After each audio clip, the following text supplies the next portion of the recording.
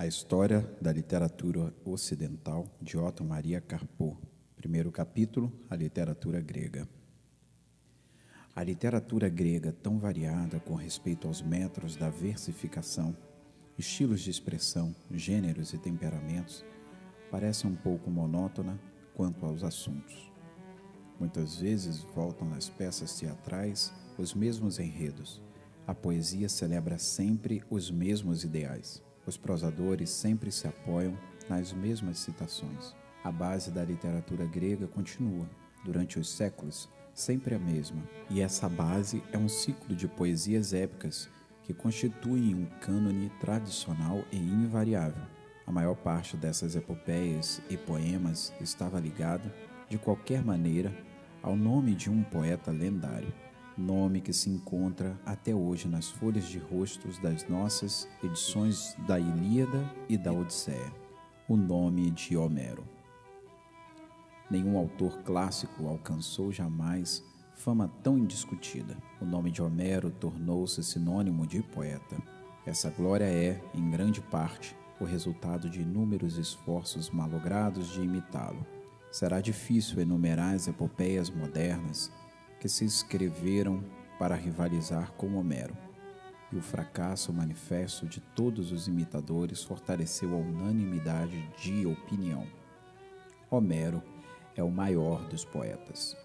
Os gregos antigos consentiram, mas por outros motivos, porque nunca, senão nas últimas frases da decadência literária, um poeta grego pensou em imitar Homero. As epopeias homéricas eram consideradas como cânone fixo, ao qual não era lícito acrescentar outras epopeias de origem mais moderna. A Ilíada e a Odisseia eram usadas nas escolas gregas como livros didáticos, não da maneira como nós outros fazemos ler aos meninos algumas grandes obras de poesia para educar-lhes o gosto literário, mas sim da maneira como se aprende de cor um catecismo. Para os antigos, Homero não era uma obra literária, leitura obrigatória dos estudantes e objeto de discussão crítica entre os homens de letras. Nas antiguidades também, assim como nos tempos modernos, Homero era indiscutido, mas não como epopeia, e sim como Bíblia. Era um código. Versos de Homero serviam para apoiar opiniões literárias, teses filosóficas, sentimentos religiosos, sentença dos tribunais, moções políticas.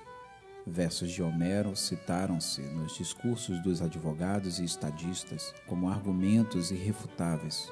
Homero. Isto significa a tradição, no sentido em que a Igreja Romana emprega a palavra como norma de interpretação da doutrina e da vida. Mas essa doutrina e essa vida não tem nada com a nossa vida e as nossas tradições. Homero podia ser, a Bíblia de um mundo alheio. O famoso realismo objetivo de Homero, que o tornou norma da vida grega, afasta-o justamente da nossa vida, cuja realidade existiria outras normas objetivas, diferentes. Para nós outros, Homero não pode ser outra coisa senão símbolo de uma grande obra literária, puramente literária e capaz de ser discutida. Por isso, a autenticidade das epopeias homéricas. A famosa questão homérica teria tido a maior importância para os gregos antigos, a mesma que tinha dos séculos XVIII e XIX. As discussões entre os teólogos sobre a autenticidade dos livros bíblicos, a questão homérica que tanto apaixona os filólogos e arqueólogos, é de importância bem menor. Antes, tratar-se-ia de saber se a Ilíada e a Odisseia são monumentos veneráveis ou forças vivas, mas não pode haver dúvidas.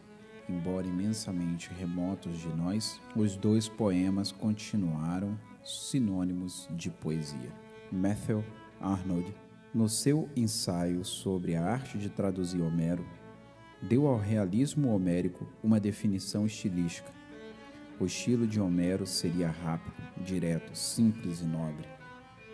A As 3 primeiras qualidades definem o realismo.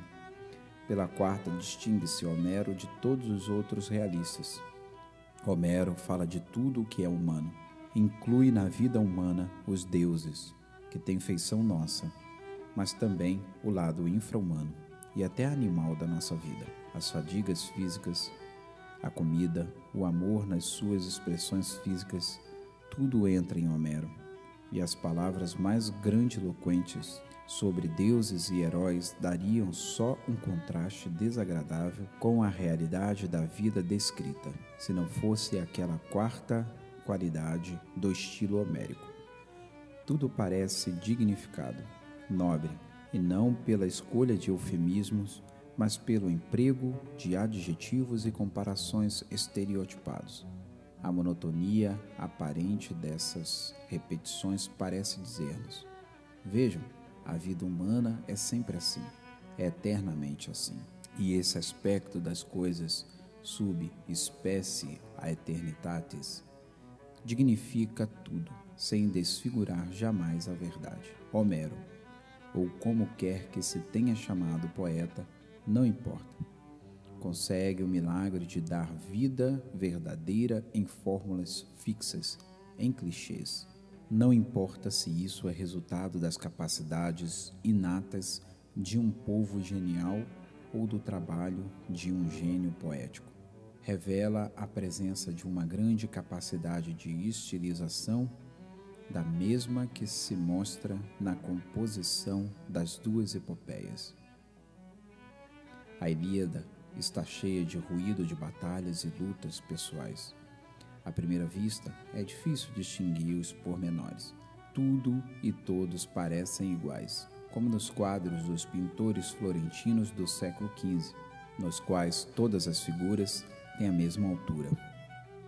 A análise do enredo patenteia logo uma multiplicidade de episódios em torno dos personagens principais: ira, abstenção e luta final de Aquiles, as empresas bélicas individuais de Ajax, Diomedes e Menelau, as intervenções de Agamenon e Ulisses, aquele nobre, este prudente, a sabedoria episódica de Nestor e a maledicência episódica de Tersites, e mais os episódios troianos, a fraqueza de Paris, a bravura estoica de Heitor, o sentimento sentimental de Andrômaca, o sentimento trágico de Príamo. O fim de Troia não é absolutamente o assunto do poema. No começo, é indicada como assunto a ira de Aquiles, mas esta Aquileis ocupa só parte do poema. Outras partes, nas quais a luta por Troia é o assunto, quebram a unidade, e a Aquileis termina no trágico canto 23, sem que cheguemos a assistir à queda de Troia. Mas a Ilíada tem um canto mais, o 24. O fim da epopeia é um encontro entre Aquiles e Príamo. Entre Aquiles, cuja atitude pessoal impediu a realização dos planos gregos, e Príamo, que sabe, no entanto, condenada à sua cidade. O mesmo, porém, sabemos desde o começo e através de todas as lutas episódicas, Troia está perdida. A Ilíada é um poema grego. A maior parte dos acontecimentos narrados passa-se entre os gregos, e o ponto de vista do poeta parece o grego, contra os troianos assediados. Nas versões latinas da Ilíada, que se fizeram no fim da antiguidade e que passam sob os nomes de Dictes e Dares, o ponto de vista mudou.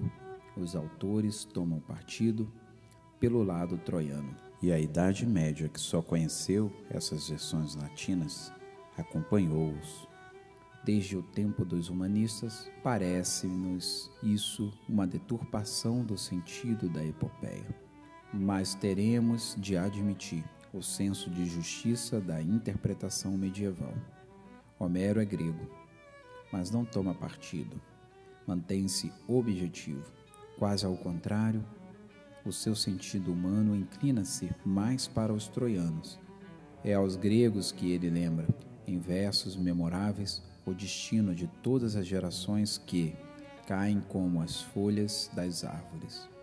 E o único episódio em que se revela certo sentimentalismo é a cena de despedida entre Heitor e Andrômaca, poético que unifica os episódios dispersos da Ilíada em torno de Aquiles, que termina com o golpe decisivo contra Troia, a morte de Heitor.